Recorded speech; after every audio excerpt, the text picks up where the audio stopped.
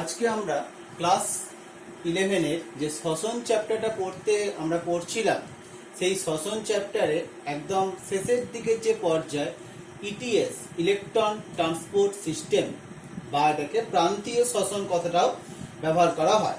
তাহলে এই পার্টটা আজকে আমরা দেখব যে কিভাবে কোন প্রক্রিয়াটা হচ্ছে না হচ্ছে। তাহলে ইটিএস বা ইলেকট্রন পরিবহন তন্ত্র কাকে বলছে? গ্লাইকোলাইসিস বা ক্রেবস চক্রের মাধ্যমে যে সকল এনএডিএইচ বা FADH, NADH plus H plus বা এফএডিএইচ2 এগুলো উৎপন্ন হলো, এইগুলো এরপর এই শ্বসন প্রক্রিয়ার মাধ্যমে বা ইটিএস এর মাধ্যমে সেগুলো আবার কিন্তু তার আগের পর্যায়ে ফিরে যাবে। অর্থাৎ এই বিক্রিয়া শেষে নিজেরা আবার জারিত হয়ে যাচ্ছে। আমরা দেখব যে এনএডিএইচ প্লাস এইচ প্লাস থেকে আবার কিভাবে এনএডি প্লাসে রূপান্তরিত হবে বা এফএডিএইচ2 থেকে কিভাবে আবার এফএডি প্লাসে রূপান্তরিত হবে। এই ইটিএস বা প্রান্তীয় শ্বসন এই প্রক্রিয়াটা কোথায় হচ্ছে? মাইটোকন্ড্রিয়া অন্তঃপর্দায় হচ্ছে। এটা মাইটোকন্ড্রিয়া অন্তঃপর্দা, এটা মাইটোকন্ড্রিয়া ধাত্র, এই দিকটা মাইটোকন্ড্রিয়ার বহিঃপ্রকোষ্ঠ। তাই এটা অন্তঃপ্রকোষ্ঠ, এটা বহিঃপ্রকোষ্ঠ। এবার তাহলে কি হচ্ছে, আমরা এই পুরো প্রক্রিয়াটা দেখব যে বেশ কিছু কমপ্লেক্সের মাধ্যমে এই পুরো প্রক্রিয়াটা চলছে। টোটাল 4টে কমপ্লেক্সের নাম আমরা পাবো, কমপ্লেক্স 1, 2, 3, 4, 5। এই 5টা কমপ্লেক্সের মধ্যে প্রথম দেখব আমরা কমপ্লেক্স 1। কমপ্লেক্স 1 এর অপর নাম কি? NADH dehydrogenase. কি বললাম? কমপ্লেক্স 1 এর নাম হচ্ছে এনএডিএইচ ডিহাইড্রোজিনেস, বা এটাকে আমরা এনএডিএইচ কিউ রিডাক্টেজ কমপ্লেক্সও বলতে পারি। এই যে এটা কমপ্লেক্স 1। তাহলে এই কমপ্লেক্স 1 এর মধ্যে কি কি কম্পোনেন্ট দেখতে পাওয়া যায়?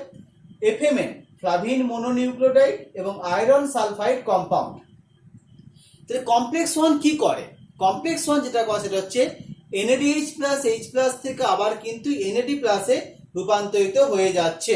তাহলে এই বিক্রিয়াটা হওয়ার সময় যে প্রোটন বা এইচ প্লাস বেরোচ্ছে, সেই প্রোটনটা কিন্তু ধাত্র থেকে চলে আসছে কোথায়? বহিঃপ্রকোষ্ঠে চলে আসছে। তাহলে এই এনএডিএইচ প্লাস এইচ প্লাস থেকে এনএডি প্লাসে রূপান্তরিত হওয়ার সময় যে ইলেকট্রন নির্গত হচ্ছে, সেই ইলেকট্রনটা কিন্তু বিভিন্ন বাহক, অর্থাৎ এফএমএন একটা ইলেকট্রন বাহক, এফইএস আর একটা বাহক, তার মাধ্যমে কোথায় আসছে? ইউবিকুইনন। এই ইউবিকুইনন বা এটাকে কোএনজাইম কিউ বলা হয়। এই ইউবিকুইননটাকে আমরা ইউ কিউ দিয়েও লিখতে পারি, আবার কখনো কখনো দেখবে এই ইউবিকুইননটাকে এইভাবেও কিন্তু লেখা হয়েছে সিওএ কিউ। এটাও কিন্তু আরেকটা নাম, ইউবিকুইননকে লেখা যেতে পারে। তাহলে ইলেকট্রনটা এখানে আসছে, এখানে বিক্রিয়াটা লেখা হয় দেখো, NADH plus ubiquinone plus H plus কি করছে? এনএডি প্লাস হচ্ছে, এবং ইউকিউএইচ2 দেখো এখানে ইউকিউএইচ2, এই ইউকিউএইচ2 তে এই ট্রান্সফারটা হয়ে যাচ্ছে। এই ইলেকট্রনটা কোথায় এলো? ইউকিউএইচ2। যে সময় কমপ্লেক্স 1 এর মধ্যে পরিবর্তন দেখতে পাওয়া যাচ্ছে, একই সময়ে কমপ্লেক্স 2 এর অপর নাম কি? সাকসিনেট ডিহাইড্রোজিনেস, বা এটাকে অপর নাম বলা হয় সাকসিনেট কিউ রিডাক্টেজ কমপ্লেক্স। এর কম্পোনেন্ট কি? এফএডি আর এফএএস, অর্থাৎ এফএডি ফ্লাভিন অ্যাডেনাইন ডাইনিউক্লিওটাইড এবং আয়রন সালফাইড কম্পাউন্ড। এখানে দেখতে পাই দেখো, এই যে কমপ্লেক্স 2টা আমি এখানে এঁকেছি। তাহলে এফএডিএইচ2 থেকে এফএডি হচ্ছে, যেটা সাকসিনেট থেকে ফিউমারেটের রূপান্তরিত করছে। এখান থেকে ইলেকট্রনটা দেখো এফএডি এফইএস হয়ে ইউবিকুইননকে দিচ্ছে বা ইউকিউকে দিচ্ছে। তাহলে এখানেও কিন্তু একইভাবে ইউকিউকে ইলেকট্রনটা সাপ্লাই দিতে পারছে। এই যে ইউবিকুইনন দুদিক থেকে ইউকিউএইচ2 কোথায় ইলেকট্রন সাপ্লাই দিচ্ছে? কমপ্লেক্স 3। তাহলে কমপ্লেক্স 3 এর নাম কি? Cytochrome BC1 complex. কমপ্লেক্স 3 এর নাম কি? সাইটোক্রোম BC1 কমপ্লেক্স। সাইটোক্রোম বি, সাইটোক্রোম C1 এবং আয়রন সালফাইড কম্পাউন্ড দেখতে পাওয়া যাচ্ছে এই কমপ্লেক্স 3 এর মধ্যে। এবার এই সাইটোক্রোম বি এর আবার বেশ কিছু ভাগ দেখতে পাওয়া যায়, যেমন প্রাণী মাইটোকন্ড্রিয়ায় সাইটোক্রোম B562, B566, আর উদ্ভিদের ক্ষেত্রে B566, 560, এরকম বেশ কিছু ধরনের ভাগ সাইটোক্রোম বি এর দেখতে পাওয়া যাচ্ছে। এ কি করছে? এই যে ইউবিকুইননের যে বিজারিত ফর্ম বা ইউকিউএইচ2, তার থেকে ইলেকট্রনটা গ্রহণ করছে কে? যে 2 ফেরি সাইটোক্রোম সি, অর্থাৎ এই পুরোটাকে একত্রে বলা হচ্ছে ফেরি সাইটোক্রোম সি। ফেরি সাইটোক্রোম সি UQH2 কে জারিত করে ফেরোসাইটোক্রোম সি তে রূপান্তরিত হয়ে যাচ্ছে। এই UQ আবার পরবর্তী ক্ষেত্রে কমপ্লেক্স 1 বা কমপ্লেক্স 2 থেকে ইলেকট্রনটা পরিবহন করতে সাহায্য করতে পারছে। এই সময় প্রোটন কণা, এই যে প্রোটন এদিক থেকে এদিকে বেরিয়ে চলে আসছে, অর্থাৎ ধাত্র থেকে কোথায় প্রোটন কণা আসছে, বহিঃপ্রকোষ্ঠে এই প্রোটন কণা বেরিয়ে আসতে পারছে। এর পরের যে ধাপ দেখতে পাওয়া যাচ্ছে কমপ্লেক্স 4। কমপ্লেক্স 4 কি করছে, কমপ্লেক্স 3 থেকে ইলেকট্রন দেখো সাইটোক্রোম সি বলে একটা বাহক দেখতে পাওয়া যাচ্ছে, CYTC বা সাইটোক্রোম সি। এই সাইটোক্রোম সি বাহকের মাধ্যমে কমপ্লেক্স কোথায় চলে আসছে, 4 এ চলে আসছে। তাহলে কমপ্লেক্স 4 এর মধ্যে কি কি কম্পোনেন্ট দেখতে পাওয়া যায়, সাইটোক্রোম A এবং সাইটোক্রোম A3, সাইটোক্রোম A এবং সাইটোক্রোম A3। এছাড়া এই কমপ্লেক্স 4 এর মধ্যে আর কি দেখতে পাওয়া যাচ্ছে, কমপ্লেক্স 4 এর মধ্যে কপারের দুটো উপাদান থাকে, CUA। এই ছাড়া কি দেখতে পাওয়া যাচ্ছে, CUA এবং CUB। এই ধরনের কিন্তু দুটো কপারের কেন্দ্র দেখতে পাওয়া যাচ্ছে। কমপ্লেক্স 4 কি করছে, কমপ্লেক্স 4 সর্বশেষ ইলেকট্রনটা কাকে দিচ্ছে, সর্বশেষ ইলেকট্রনটা দিচ্ছে O2 কে। এই যে O2 হাফ O2 লেখা আছে, এই সর্বশেষ ইলেকট্রনটা দিচ্ছে হচ্ছে O2 কে ইলেকট্রনটা সাপ্লাই দিচ্ছে।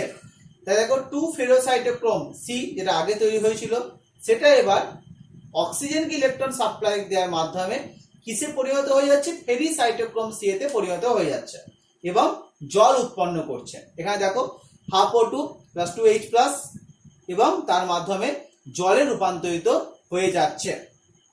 তাহলে আমরা দেখতে পেলাম যে এইভাবে বিভিন্ন কমপ্লেক্সের মাধ্যমে, কমপ্লেক্স 1, কমপ্লেক্স 2, কমপ্লেক্স 3, কমপ্লেক্স 4, বিভিন্ন কমপ্লেক্সের মাধ্যমে ইলেকট্রনটা কিন্তু আস্তে আস্তে পরিবাহিত হলো।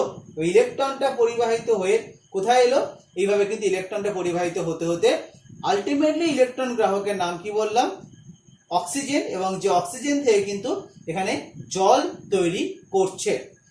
এবার একটা কথা আমরা আগে দিয়ে বলেছিলাম, দেখো যে NADH প্লাস H প্লাস বা FADH2 এগুলো থেকে কিন্তু বেশ কিছু পরিমাণ জল কিন্তু এখানে উৎপন্ন হতে পারছে।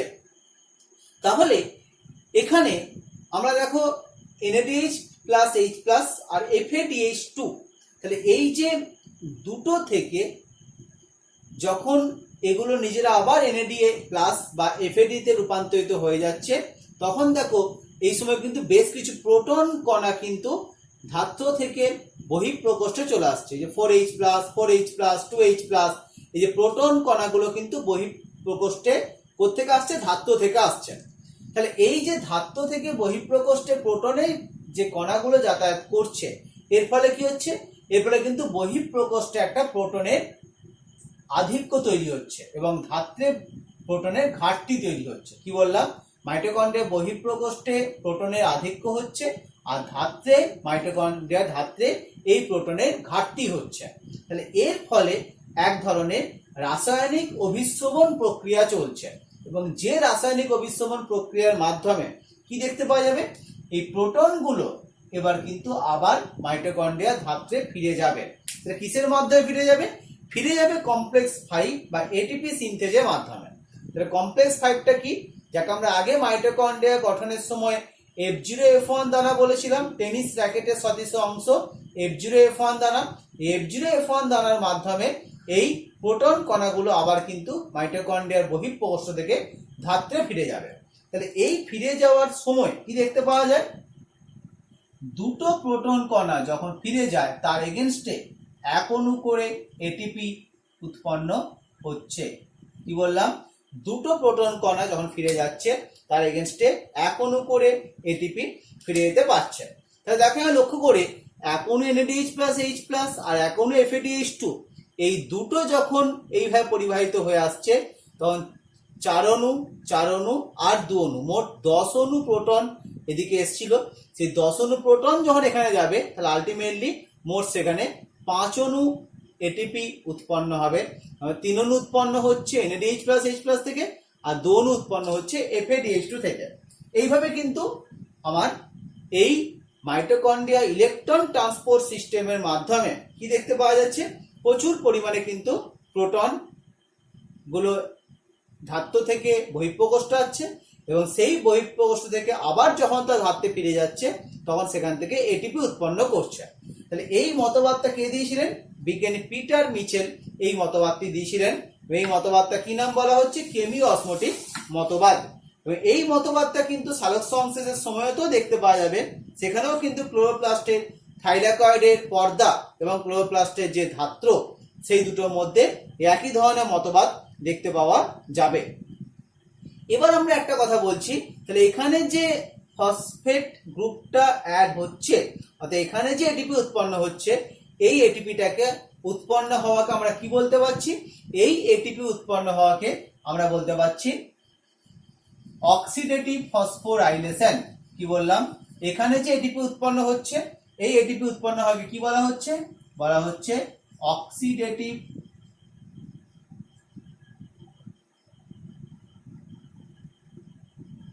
ফসফোরাইলেশন। কেন টার্মটা ইউজ করা হচ্ছে অক্সিডেটিভ? যেহেতু অক্সিজেন ব্যবহৃত হচ্ছে, অক্সিজেন হচ্ছে সর্বশেষ বা প্রান্তীয়, তাহলে অক্সিজেনটা কি? প্রান্তীয় ইলেকট্রন গ্রাহকে কাজ করতে পারছে। এবার দেখো আমরা এখানে আবার সে একই ব্যাপারটাকে আমরা একটু সোজা ছক আঁকা লেখার চেষ্টা করেছি। কমপ্লেক্স 1, কমপ্লেক্স 2, তার থেকে ubiquinone, cytochrome B, FeS, cytochrome C one, cytochrome C, copper, cytochrome A, এ3। এরপর ইলেকট্রনটা কোথায় আসছে? হাফ ওটুকু আসছে অক্সিজেন থেকে জল তৈরি হচ্ছে। এবার যেটা আমরা এখানে আরেকটু যোগ করি সেটা হচ্ছে এখানে বেশ কিছু দেখো কম্পাউন্ডের নাম লেখা আছে। এগুলো আসলে কি? এগুলো সব ইনহিবিটার। আবার বলছি, এগুলো আসলে কি? এগুলো সব ইনহিবিটার, মানে যারা এই ইটিএস প্রসেসে বাধা দান করতে পারছে। তাহলে এই ইনহিবিটারের মধ্যে কমপ্লেক্স 1 বা কমপ্লেক্স 2 থেকে ইউবিকুইননে আসতে বাধা দিচ্ছে সেই ইনহিবিটার নাম কি? সেই নাম হচ্ছে রোটেনিন। ROTENONE। রোটেননটা হচ্ছে কমপ্লেক্স 1 বা কমপ্লেক্স 2 থেকে ইউবিকুইননে ইলেকট্রনটা আসতে বাধা দান করতে পারছে। অ্যান্টিমাইসিন এ কি করছে? এই কমপ্লেক্স 3 এর মধ্যে ইলেকট্রনের পরিবহনটাকে বাধা দান করতে পারছে। এছাড়া সায়ানাইড, অ্যাজাইড বা সিও এরা কি করছে? কমপ্লেক্স 4 এর মধ্যে অর্থাৎ সাইটোক্রোম A3 থেকে অক্সিজেনে যে ইলেকট্রনটা আসবে সেই ইলেকট্রন আসার পথটাকে বন্ধ করে দিতে পারছে এবং যার মাধ্যমে কিন্তু এটিপি উৎপন্ন হওয়ার প্রক্রিয়াটা ব্যাহত হতে পারছে। তাহলে আমরা বললাম কি? আমরা বিভিন্ন স্টেপগুলো বললাম যে কোন স্টেপে কে ইলেকট্রনের ফ্লোটা বন্ধ করছে, বন্ধ করার মাধ্যমে এটিপি উৎপন্ন হওয়ার প্রসেসটাকে বন্ধ করতে পারছে। এছাড়া আমরা আরেকটা লিখে দেখো অলিগোমাইসিন। অলিগোমাইসিন কি করছে? এটিপি সিনথেজের মধ্যে দিয়ে যে প্রোটনের ফ্লোটা হচ্ছে সেই প্রোটনের ফ্লোটাকে বন্ধ রাখতে পারছে এবং যার মাধ্যমে এটিপি উৎপন্ন হওয়াকে স্টপ করতে পারছে। তাহলে এগুলো যে কোনো একটা যদি থাকে তাহলে কিন্তু ইটিএস প্রসেস বন্ধ হয়ে যাচ্ছে। আমরা জানি সায়ানাইড একটা মারাত্মক বিষ। সায়ানাইড মারাত্মক বিষ কেন? সে কারণ হচ্ছে এইভাবে সে কিন্তু ইটিএস প্রসেসে বন্ধ করে দেওয়ার মাধ্যমে আমাদের দেহে শক্তি উৎপন্ন হওয়ার কাজটাকে বন্ধ করতে পারছে। এখানে আমরা আরেকটা ধরনের বাধা দানকারী বিষয় সম্বন্ধে আলোচনা করব, সেটা হচ্ছে আনকাপলার। তাহলে আনকাপলার কথার মানে কি? কাপলিং প্রক্রিয়াকে বাধা দান করছে। তাহলে আনকাপলার জিনিসটা কি বলা হচ্ছে? এই যে মাইটোকন্ড্রিয়ার অন্তঃপর্দা, এই অন্তঃপর্দার মধ্যে ধরো এই অন্তঃপর্দার মধ্যে কোনো জায়গায় এরকম একটা লিকেজ হয়ে গেল, মানে কোনো জায়গায় এরকম একটা লিক তৈরি হয়ে গেল। যদি অন্তঃপর্দার মধ্যে লিকেজ তৈরি হয়ে যায় তখন কিন্তু প্রোটনগুলো সেই লিকেজ দিয়ে বেরিয়ে চলে আসবে, অর্থাৎ প্রোটন তখন কিন্তু আর এটিপি সিনথেস দিয়ে ফিরে আসবে না, সে লিকেজ দিয়েই কিন্তু কি দেখতে পাওয়া যাচ্ছে? ধরেন লিকেজ তৈরি হয়ে গেছে, লিকেজ তৈরি হলে লিকেজ দিয়েই কিন্তু প্রোটনগুলো মাইটোকন্ড্রিয়ার ধাত্রে ফিরে চলে আসতে পারবে। এই যে লিকেজ দিয়ে মাইটোকন্ড্রিয়ার ধাত্রে প্রোটনগুলো ফিরে আসতে পারছে, এই ব্যাপারটা কি বলা হচ্ছে? আনকাপলার। অর্থাৎ এই প্রক্রিয়াটা মানে কি হচ্ছে? লিকেজ দিয়ে ফিরে চলে আসতে পারছে। লিকেজ দিয়ে ফিরে চলে আসে তাহলে কি হবে? তাহলে কিন্তু আর এটিপি তৈরি প্রক্রিয়াটা হবে না। অর্থাৎ আনকাপলার মানে কি বলা হচ্ছে? যারা এই মাইটোকন্ড্রিয়ার অন্তঃপর্দার মধ্যে কিছু জায়গায় লিকেজ তৈরি করছে, যে লিকেজের মাধ্যমে প্রোটনগুলো কিন্তু সরাসরি বহিঃপ্রকোষ্ঠ থেকে ধাত্রে ফিরে আসতে পারবে এবং তার ফলে কিন্তু এটিপি সিনথেজের মধ্যে দিয়ে আসছে না। এটিপি সিনথেজের মধ্যে দিয়ে না হলে এটিপি তৈরি হবে না। 2,4-DNP বা ডিকোমারালস, কারণ এরাও কিন্তু অ্যাকচুয়ালি ইটিএস প্রক্রিয়ায় সরাসরি কোনো বাধা দান করছে না, কিন্তু আলটিমেট এটিপি উৎপন্ন হওয়া প্রক্রিয়াটা কিন্তু ব্যাহত করে দিতে পারছে এই কম্পোনেন্ট, যার নাম বললাম 2,4-DNP বা ডিকোমোরাল। এই দুটো কম্পোনেন্টই কিন্তু ইলেকট্রন ফ্লোটাকে বন্ধ করে দিতে পারছে। তাহলে আমরা এখানে আবার পুরো ইলেকট্রন ফ্লোটাকে বললাম যে কিভাবে ইলেকট্রনের ফ্লোটা হচ্ছে কমপ্লেক্স 1 বা কমপ্লেক্স 2 থেকে ইউবিকুইনন। আচ্ছা, এখানে একটা কথা বলে দিই, ইউবিকুইনন দেখো অন্তঃপর্দার ভিতরে রাখা আছে, আর সাইটোক্রোম সি দেখো অন্তঃপর্দার একটু বাইরের দিকে রাখা আছে, বহিঃপ্রকোষ্ঠের দিকে। এই দুটোর অবস্থান নিয়ে অনেক সময় এমসিকিউ প্রশ্ন আসে যে কোথায় দেখতে পাওয়া যাচ্ছে না যাচ্ছে। আর দেখো কমপ্লেক্স 1, 2, 3 বা 4 সবাই ইলেকট্রন পরিবহন করছে, কিন্তু একটা জায়গা ফিক্স থেকে, এদের জায়গা কিন্তু পরিবর্তন হয় না। কিন্তু ইউবিকুইননি বলো বা সাইটোক্রোম সি বলো, দেখো এরা কিন্তু পরিবর্তন করতে পারছে, এদের কিন্তু মুভেবল। তাহলে যদি প্রশ্ন আসে যে মাইটোকন্ড্রিয়া অন্তঃপর্দে অবস্থিত মুভেবল বা মুভ করতে পারে এই ধরনের পরিবহন তন্ত্র কি আছে বা এই ধরনের ইলেকট্রন পরিবহন যৌগ কি আছে, তখন কিন্তু আমাদের ইউবিকুইনন বা সাইটোক্রোম সি এদের নামটা কিন্তু আমাদের বলতে হবে। আচ্ছা, এরপর আমরা এই ইটিএস প্রসেসটাকে অ্যাভয়েড করেও কিন্তু বেশ কিছু জীবের মধ্যে এক ধরনের শ্বসন প্রক্রিয়া দেখতে পাওয়া যায়, যেটাকে অল্টারনেটিভ পাথওয়ে বলা হচ্ছে, যেক্ষেত্রে কিন্তু এই ইটিএস বা ইলেকট্রন ট্রান্সপোর্ট সিস্টেম প্রক্রিয়াটায় কিন্তু আমরা অল্টারনেটিভ একটা প্রসেস বলতে পারছি। সেই প্রসেসটার নাম হচ্ছে পেন্টোজ ফসফেট পাথওয়ে বা পিপিপি পাথওয়ে। তাহলে পেন্টোজ ফসফেট পাথওয়ে এই ব্যাপারটা আমি বলার আগে আর একটা জিনিসকে একটু বলে দিই। আমি যেটা আগে দিন বলেছিলাম যে ফসফোরাইলেশনের মোট 3 প্রকার দেখতে পাওয়া যাচ্ছে।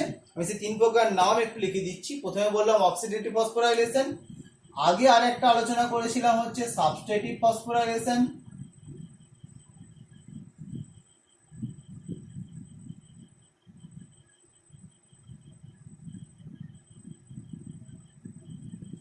আরেকটা বলেছিলাম আরেকটা বলেছিলাম হচ্ছে ফটোফসফোরাইলেশন। এর মধ্যে এই শ্বসন প্রক্রিয়ার সময় কোন দুটো হয়? সাবস্ট্রেটিভ, অর্থাৎ সাবস্ট্রেটিভ কথা না বলে সাবস্ট্রেট লেভেল কথা বলা হলো, substrate level phosphorylation, substrate level phosphorylation, যেটা আমরা গ্লাইকোলাইসিসে একটা ধাপে দেখেছিলাম এবং ক্রেবস চক্রে দুটো ধাপে দেখেছিলাম। আর বললাম ফটোফসফোরাইলেশন।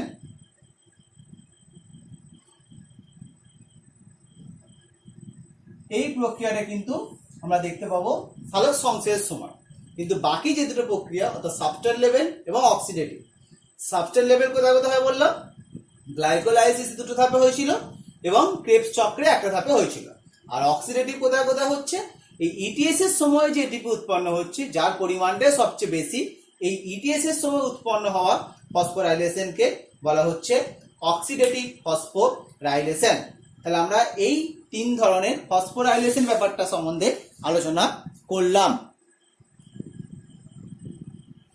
পেন্টোজ ফসফেট পাথওয়ে অর্থাৎ আমরা যেটা ইলেকট্রন ট্রান্সপোর্ট সিস্টেম বললাম তার একটা অল্টারনেটিভ পথ, অর্থাৎ সেই পথটাকে ব্যতি রেখেও কিন্তু এইভাবে কিছু পরিমাণ শক্তি উৎপন্ন হতে পারে। তাহলে হেক্সোস মোনোফসফেট শান্ট বা পিপিপি পেন্টোজ ফসফেট পাথওয়ে। তাহলে এই পদ্ধতিতে কি হচ্ছে? এই পদ্ধতিতে উদ্ভিদদের সাইটোপ্লাজমে পাওয়া যায় বা স্টোমায় পাওয়া যায়, এই পদ্ধতি দেখতে পাওয়া যায়। প্রাণীদের ক্ষেত্রেও যকৃৎ, স্তনগ্রন্থি, অ্যাড্রিনাল গ্রন্থি, শুক্রাশয়, অ্যাডিপোজ কলা প্রভৃতি জায়গায় আমরা হেক্সোস মোনোফসফেট শান্ট দেখতে পাই। যেহেতু এটা আমাদের সিলেবাসের মধ্যে সেভাবে নেই, তাই আমরা শুধুমাত্র একটু জেনে রাখবো যেটা একটা বিকল্প পাথওয়ে এবং এর মাধ্যমে 5 কার্বন যুক্ত শর্করার বিপাক হয়। বিপাক পথটা কিন্তু যে জটিল পথ, এই জটিল পথের মাধ্যমে কি হয়, এখনো গ্লুকোজ থেকে মোট 6 বার প্রক্রিয়াটা সম্পন্ন হওয়ার মাধ্যমে 6 অণু CO2 এবং 12 অণু NADPH প্লাস H প্লাস উৎপন্ন হয়। কি বললাম? 12 অণু, এটা একটা নতুন যৌগের নাম দেখতে পেলাম, NADPH প্লাস H প্লাস। তাহলে এই যে 12 অণু NADPH প্লাস H প্লাস উৎপন্ন হলো, এটা নিকোটিনামাইড অ্যাডেনাইন ডাইনিউক্লিওটাইড ফসফেট, এটা এনএডিপি ফুল ফর্ম। আর এইচ মানে বিজারিত, অর্থাৎ বিজারিত নিকোটিনামাইড অ্যাডেনাইন ডাইনিউক্লিওটাইড ফসফেট। 12 অণু যে এনএডিপি এইচ প্লাস উৎপন্ন হলো, তার থেকে কি হলো, তার থেকে মোট এই 12 অণু থেকেও কিন্তু প্রত্যেকটা থেকে 3 অণুকে এডিপি উৎপন্ন হয়, তাই মোট 36 অণু এডিপি এখানে উৎপন্ন হয়। আর 1 অণু এডিপি এই প্রক্রিয়াটা হওয়ার সময় খরচ হয়, তাই দেখতে পেলাম মোট 35 অণু এডিপি কিন্তু এখানে উৎপন্ন হতে পেল এই হেক্সোস মনোফসফেট সান বা যেটা বললাম একটা পেন্টোজ ফসফেট পাথওয়ের মাধ্যমে। তাহলে এই প্রক্রিয়ার সময় যেমন এনার্জি উৎপন্ন হচ্ছে, তেমন দেখতে পাওয়া যাচ্ছে যে এই প্রক্রিয়াটা কিন্তু কোষের সাইটোপ্লাজমের মধ্যেও হতে পারছে। তাহলে মাইটোকন্ড্রিয়া হওয়ার প্রয়োজন নেই, সাইটোপ্লাজমের মধ্যেও কিন্তু প্রক্রিয়াটা হতে পারছে। তাহলে এইভাবে কিন্তু দেখতে পাওয়া যাচ্ছে একটা অল্টারনেটিভ পাথওয়ে আমরা আলোচনা করলাম। এরপর আমরা একটা বিষয় আলোচনা হচ্ছে আরকিউ, যাকে বলা হচ্ছে রেসপিরেটরি কোশেন্ট। আরকিউ মানে কি বললাম, রেসপিরেটরি কোশেন্ট বা বাংলা হচ্ছে শ্বসন অনুপাত। তাকে বলা হচ্ছে একক সময়ে CO2 বর্জনের পরিমাণ বাই একক সময়ে O2 গ্রহণের পরিমাণ।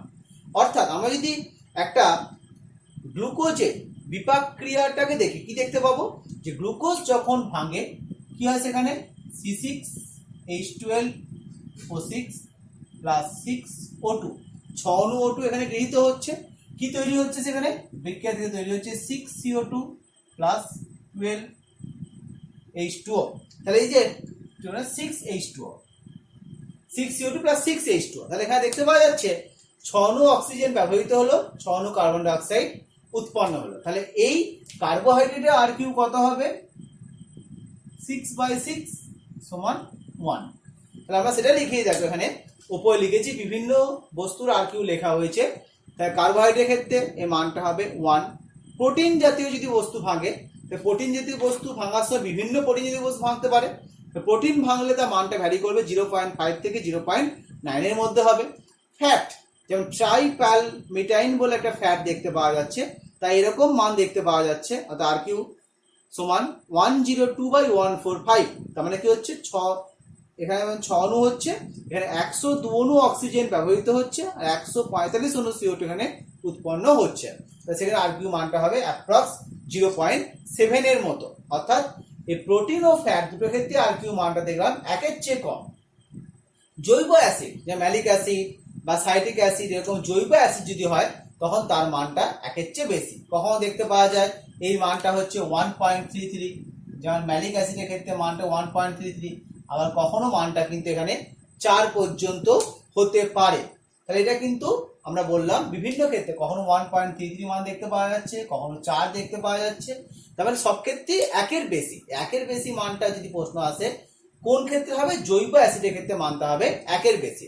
এবার যদি অবাধ শ্বসন প্রক্রিয়া সম্পন্ন হয়, আমরা জানি যে অবাধ শ্বসন প্রক্রিয়া কি হয় বলতো, কোনো অক্সিজেন ব্যবহৃত হয় না, অর্থাৎ অক্সিজেন ব্যবহৃত হচ্ছে না, কিন্তু কার্বন ডাই অক্সাইডটা উৎপন্ন হচ্ছে, যদিও পরিমাণটা কম উৎপন্ন হয়। কার্বন ডাই অক্সাইড আমরা জানি অবাধ শ্বসনের ক্ষেত্রে কি উৎপন্ন হয়, 2 অণু CO2 উৎপন্ন হয়, আর এখানে কি উৎপন্ন হচ্ছে, অ্যালকোহল উৎপন্ন হচ্ছে, অর্থাৎ C2, অর্থাৎ এখানে অ্যালকোহল উৎপন্ন হচ্ছে। তাহলে এক্ষেত্রে আমরা দেখতে পাচ্ছি আরকিউ মানটা কি হবে, তাহলে উপরের মানটা চলে আসছে কি, কিছু অক্সিজেন ব্যবহৃত হচ্ছে না, কিন্তু CO2 এখানে বর্জন হচ্ছে। তাহলে উপরের মানটা কি আসছে, 2/0 বা 2/0, যার মানটা আমরা কি বলতে পারছি, ইনফিনিটি বা অসীম দেখতে পাচ্ছি অবাধ শ্বসনের ক্ষেত্রে। আবার ক্যাম জাতীয় একটা আমরা উদ্ভিদ দেখতে পাবো সালোক সংশ্লেষ করার সময়, গ্রাজুলেশন অ্যাসিড মেটাবলিজম, তার ক্ষেত্রে আরকিউ মানটা হবে 0 মানে কি, উপরটা 0 এসে যাবে, অর্থাৎ কোনো CO2 সেখানে আমরা দেখতে পাচ্ছি CO2 বর্জনটা যদি 0 এসে যায়, তাহলে পুরো মানটা তখন সেক্ষেত্রে 0 চলে আসবে।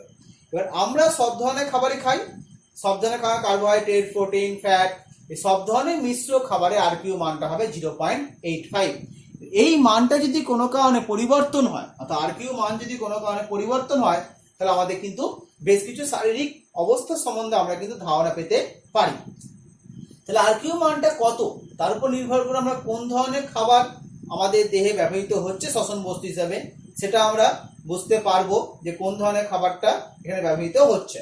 তাহলে আমরা দেখতে পাচ্ছি যে ব্যায়াম করি, ব্যায়ামের সময় অক্সিজেনের ঘাটতি হয়, তাহলে অক্সিজেনের ঘাটতি হলে আরকিউর মান তখন কিছুটা বেড়ে যাবে। আবার এই ব্যায়ামের পরে অক্সিজেন চাহিদা যখন পূরণটা কমে যাচ্ছে তখন আবার আরকিউ মান তখন সেক্ষেত্রে কমে যাবে। এছাড়া আমরা জানি যে ধরো কোনো একটা বীজ অঙ্কুরিত হচ্ছে, তাহলে অঙ্কুরিত বীজ যখন হচ্ছে তাহলে সেই বীজটা যদি তৈল বীজ হয় মানে ফ্যাট যুক্ত বীজ হয় তখন সেক্ষেত্রে দেখতে পাওয়া যাচ্ছে আরকিউর মানটা তখন কিন্তু এই 0.7 এর কাছাকাছি চলে আসবে। এরকম বিভিন্ন ধরনের বস্তুর ক্ষেত্রে বা আমাদের ক্ষেত্রে যদি কোনো কারণে অ্যাসিডিটি হয়ে যায়, সে অ্যাসিডিটি হওয়ার সময় দেখতে পাওয়া যাবে আরকিউর মানটা কিন্তু বেশ কিছুটা বেড়ে যাচ্ছে।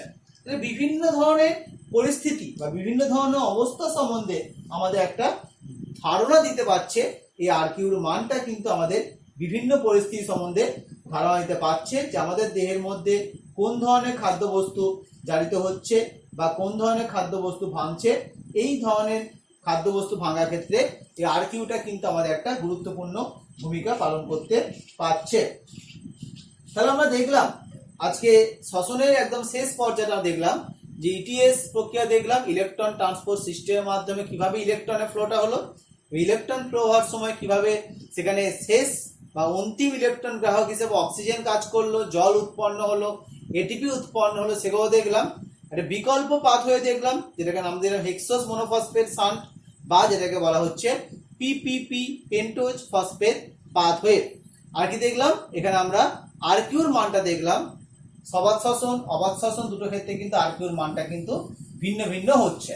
যদি আমাদের প্রশ্ন দেয় সবাত এবং অবাত শ্বসনে এটিপির উৎপন্ন হওয়ার অনুপাত কি হবে, আবার বলছি সবাত এবং অবাত শ্বসনে এটিপি উৎপন্ন হওয়ার অনুপাত কি হবে, তো অনুপাতটা কি দেখতে পাওয়া যাবে, অনুপাতটা দেখতে পাওয়া যাবে কিন্তু 18:1, অর্থাৎ সবাত শ্বসন ও অবাত শ্বসনে যদি এটিপি উৎপন্ন অনুপাত দেয় তাহলে এটিপির অনুপাতটা হবে সেখানে 18:1। আবার যদি আমরা CO2 অনুপাতটা দেখি যে সবাত শ্বসনে কত CO2 উৎপন্ন হচ্ছে, অবাত শ্বসনে কত CO2 উৎপন্ন হচ্ছে, তখন আমরা অনুপাতটা পাবো সবাত শ্বসনে 6 অণু হয়, অবাত শ্বসনে 2 অণু হয়, অনুপাতটা পাবো হচ্ছে 3:1। এরকম কিন্তু আমরা বেশ কিছু ধরনের কম্পোনেন্ট দেখতে পাচ্ছি যেগুলো কিন্তু এইভাবে উৎপন্ন হতে পারছে।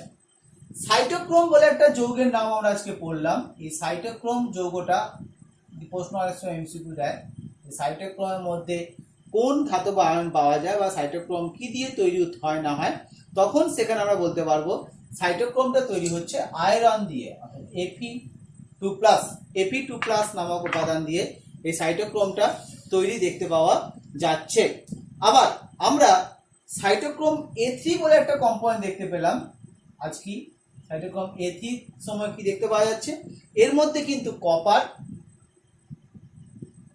এবং আয়রন দুটোই দেখতে পাওয়া যাচ্ছে। তাহলে কপার এবং আয়রন দুটোই দেখতে পাওয়া যাচ্ছে সাইটোক্রোম A3 এর মধ্যে। এগুলো অনেক সময় শর্ট কোশ্চেন এমসিকিউর জন্য ইম্পর্টেন্ট। তাই দেখতে পাচ্ছি আমরা এই যে বিভিন্ন প্রকার প্রসেসগুলো বললাম, কোথায় কি হয় না হয় সেগুলো বললাম। তাহলে আমরা আজকে সবাত শ্বসনের এবং অবাত শ্বসন সহ উদ্ভিদের শ্বসন প্রক্রিয়াটা টোটালটা দেখলাম যে কিভাবে কোথায় কোথায় কিভাবে উৎপন্ন হতে পারছে না পারছে।